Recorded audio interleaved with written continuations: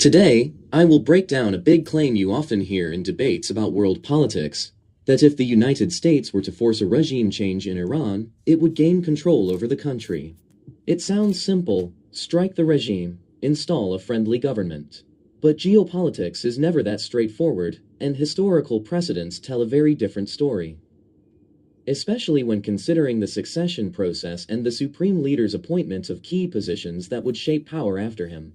Iran's political structure is not a simple, centralized dictatorship that collapses if one figure falls. It's a multi-layered system with religious, political, and military institutions intertwined, particularly with powerful elements like the Islamic Revolutionary Guard Corps and the supreme leadership at the center.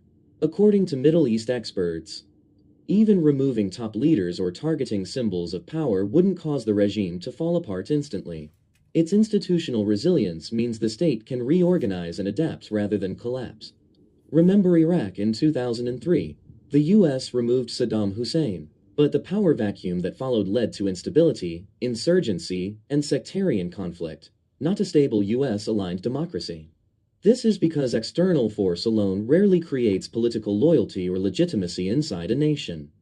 Rather than controlling a country, military intervention often fuels nationalism and resistance to foreign influence.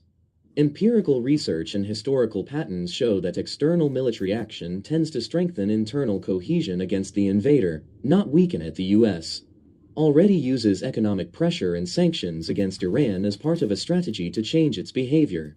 But sanctions are not the same as governance. Years of sanctions have had mixed results.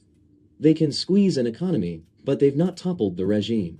Instead, they sometimes reinforce hardline narratives that frame pressure as foreign aggression, giving the state justification to tighten internal control rather than cede it. Another key point is national identity and nationalism. Populations under external attack or pressure often rally around their government, even if they disagree with it. This phenomenon, known as the rally around the flag effect, means outside aggression can strengthen a regime's legitimacy in the eyes of many citizens, not weaken it. Empirical studies on air campaigns and power projection illustrate that military force alone rarely produces political capitulation or internal rebellion strong enough to topple an entrenched system. Even advanced military operation and social cohesion require governance structures on the ground, something only people inside a nation can build and sustain. Unless there's a homegrown political movement with mass participation, foreign power can't simply replace a regime with one it controls. So, would regime change give the United States control over Iran?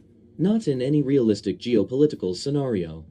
Real control, the kind where a foreign power influences day-to-day governance, depends on internal legitimacy, social cohesion, and political will from within the country itself. History shows that external intervention is more likely to invite resistance than compliance. Thanks for watching.